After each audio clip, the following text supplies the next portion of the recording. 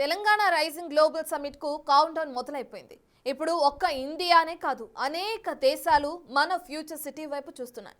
ఎన్నో దిగ్గజ కంపెనీలు వేల కోట్ల పెట్టుబడులతో హైదరాబాద్ లో ల్యాండ్ అయ్యేందుకు రెడీగా ఉన్నాయి. ఈ సమిట్ తో రాష్ట్రంలో 3 లక్షల కోట్లకు పైనే పెట్టుబడులు వచ్చే అవకాశం ఉందంటున్నారు.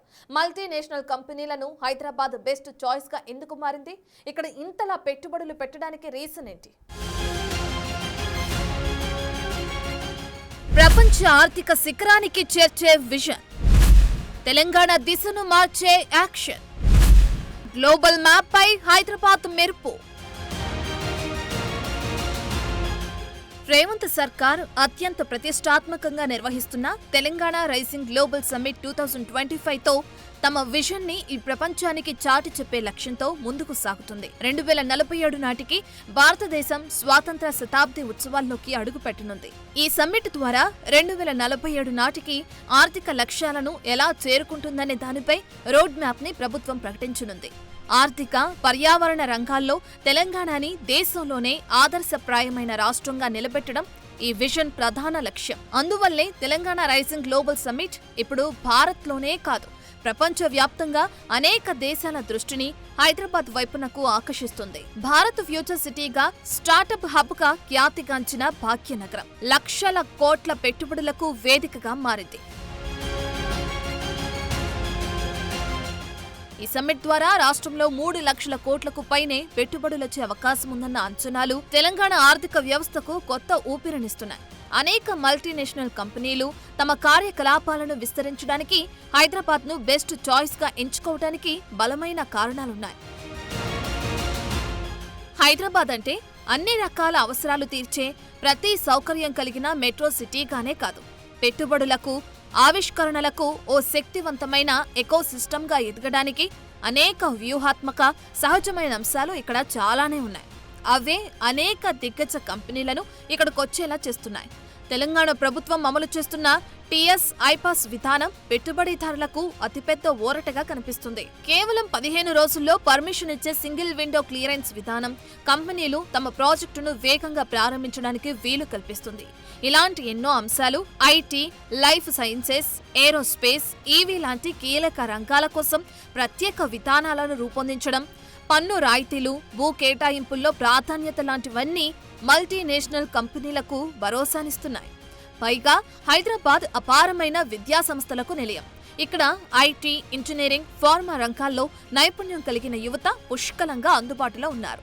అపారమైన మానవ వనరులు కూడా కంపెనీలకు అట్రాక్ట్ చేస్తున్నాయి. ముఖ్యంగా సిటీలో ఉన్న కాస్మోపాలిటన్ స్వభావం, వివిధ రాష్ట్రాల నుంచి వచ్చిన వృత్తి నిపుణులతో నిండి ఉండటం వల్ల గ్లోబల్ కంపెనీలు తమ కార్యకలాపాలను వేగంగా విస్తరించగలుగుతున్నాయి.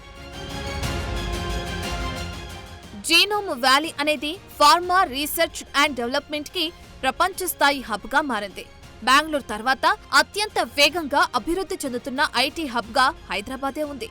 మైక్రోసాఫ్ట్, గూగుల్, అమెజాన్, యాపిల్ లాంటి టెక్ దిగ్గజాలకు ఇక్కడ అతిపెద్ద క్యాంపస్లుండటం నగర ప్రతిష్టని మరింత పెంచింది. అందువల్ల మిగతా కంపెనీలు కూడా ఇక్కడ తమ గ్లోబల్ క్యాపబిలిటీ సెంటర్లను ఏర్పాటు చేసేందుకు ఆసక్తి చూపుతున్నాయి. అంతేకాదు, తెలంగాణ ప్రభుత్వం అనుసరిస్తున్న విజనరీ విధానాలు, హైదరాబాద్ సహజమైన బలాలు కలిగి గ్లోబల్ సమ్మిట్ కు అత్యధిక ప్రాధాన్యతను తీసుకొచ్చాయి. టాటా, లాక్హీడ్ మార్టిన్ లాంటి డిఫెన్స్ అండ్ ఏరోస్పేస్ కంపెనీలు కూడా ఇక్కడ పెట్టుబడులు పెడుతున్నాయి. ఈవీ తయారీ, బ్యాటరీ పరిశ్రమలకు ప్రత్యేక ఇండస్ట్రియల్ క్లస్టర్లను ఏర్పాటు చేయడం ద్వారా కొత్త పెట్టుబడులు క్యూ కడుతున్నాయి. ఇక నగరంలో డేటా సెంటర్ల స్థాపనకు అమెజాన్ వెబ్ సర్వీసెస్ లాంటి గ్లోబల్ దిగ్గజాలు భారీ ఇన్వెస్ట్ చేస్తున్నాయి. హైదరాబాద్ ఇప్పుడు ఐటీ, ఫార్మా హబ్ మాత్రమే కాదు, భవిష్యత్ ఆర్థిక శక్తి కేంద్రంగా రూపాంతరం చెందుతుంది.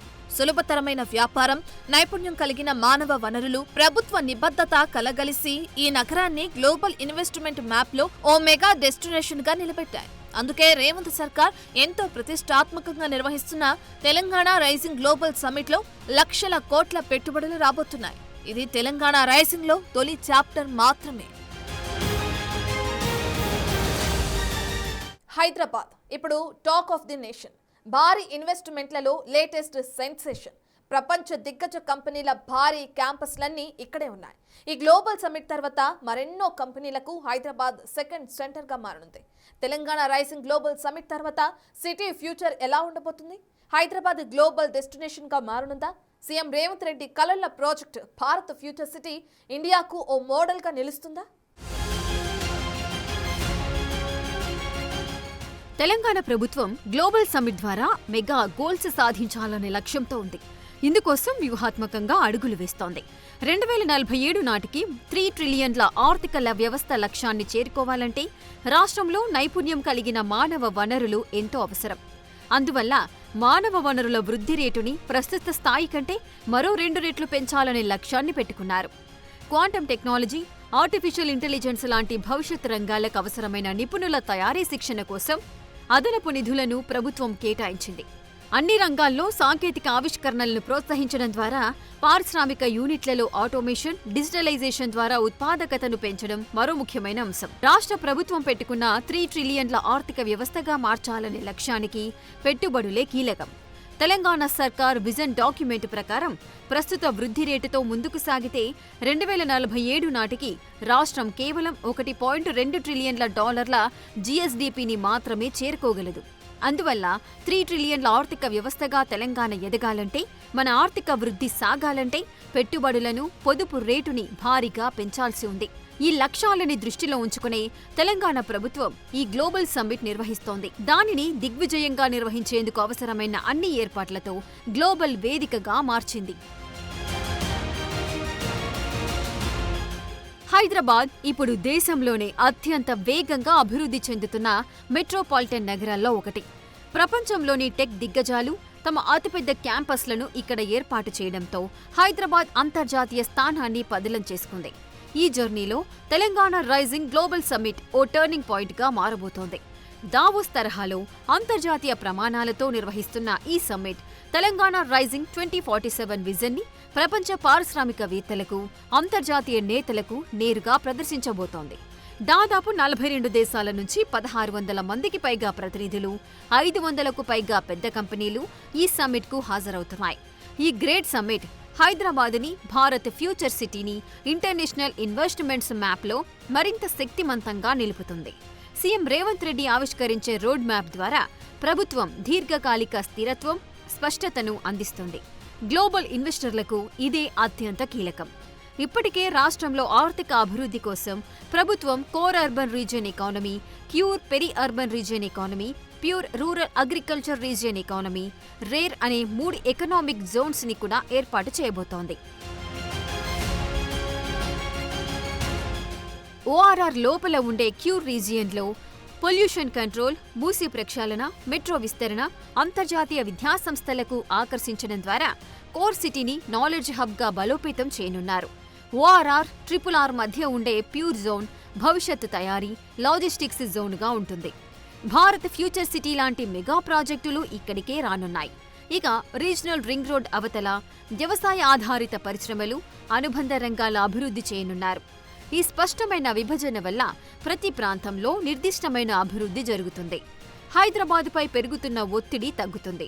ఇప్పుడు సిద్ధమవుతున్న భారత్ ఫ్యూచర్ సిటీ కేవలం ఓ స్మార్ట్ సిటీ కాదు. ఇది ఇండియాలోనే మొట్టమొదటి నెట్ జీరో గ్రీన్ ఫీల్డ్ సిటీగా ఉండాలనే లక్ష్యంతో నిర్మితమవుతోంది. అంతర్జాతీయ సంస్థల సహకారంతో అద్భుతమైన ప్రణాళికలతో ఈ 4వ నగరం రూపుదిద్దుకుంటోంది. ఏఐ, లైఫ్ సైన్సెస్, ఫిన్టెక్, సెమీకండక్టర్లు, ఎలక్ట్రిక్ వెహికల్స్ తయారీ లాంటి భవిష్యత్ కేంద్రీకృత పరిశ్రమలకు ఫ్యూచర్ సిటీలో స్పెషల్ జోన్స్ ఉండనున్నాయి. కేవలం పరిశ్రమల కోసమే కాకుండా పౌరుల జీవన ప్రమాణాలను దృష్టిలో ఉంచుకుని ఇక్కడ వాక్ టు వర్క్ హౌసింగ్, పాఠశాలలు, ఆస్పత్రులు, సాంస్కృతిక కేంద్రాలు, ఎంటర్టైన్మెంట్ జోన్లని కూడా ఏర్పాటు చేయనున్నారు.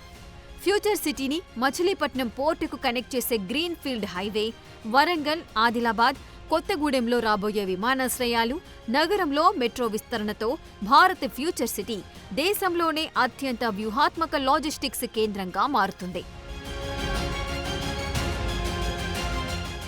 హైదరాబాద్ ఇప్పటికే ఒక బలమైన ఆర్థిక పునాదిని కలిగి ఉంది. ఈ తెలంగాణ రైజింగ్ గ్లోబల్ సమ్మిట్ అంతర్జాతీయ దృష్టిని ఆకర్షించే గొప్ప వేదిక.